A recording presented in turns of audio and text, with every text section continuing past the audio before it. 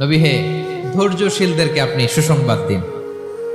ধৈর্যশীলদেরকে সুসংবাদ দিন, তার মানে বিপদে ধৈর্য ধারণ করতে হবে। প্রিয় ভাইয়েরা, ইন্নামাস সাবরু ইনদা সাদামাতিল উলা।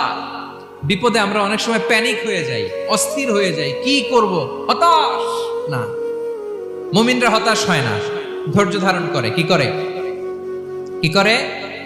ধৈর্য ধারণ করার শক্তি দাও গো মেহেরবান আমায়, দাও গো মেহেরবান। পড়েন, ধৈর্য ধারণ করার শক্তি দাও গো মেহেরবান আমায়, দাও গো মেহেরবান। সবাই বলুন একসাথে, ধৈর্য ধারণ করার শক্তি দাও গো মেহেরবান আমায়, দাও গো মেহেরবান।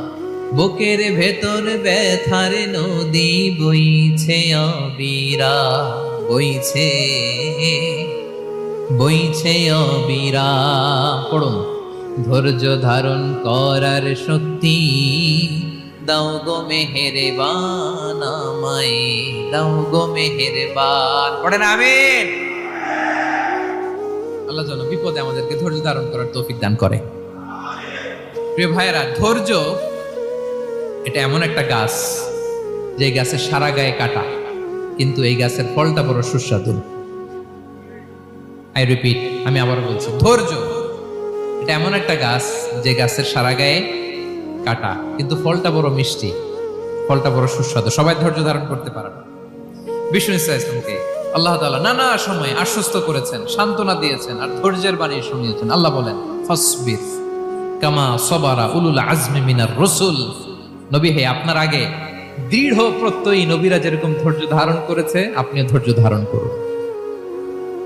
সূরাতুল মুজাম্মিল আল্লাহ তাআলা বলছেন, ওয়াসবির আলা মা ইয়াকুলুনা ওয়াহজুরহুম হাজরান জামিলা। ওরা যাই বলুক, আপনি ধৈর্য ধারণ করুন, ওদের কথাকে ইগনোর করুন। Just ignore what they are saying to you. যা বলে আপনি জাস্ট ইগনোর করেন। ওরা বিষ্ণু ঈসা ইসলামের মনোবলকে ভেঙে দেওয়ার জন্য কখনো বিষ্ণু ঈসা ইসলামকে কবি বলে গালি দিত। কবি কি বলতো? শায়ের।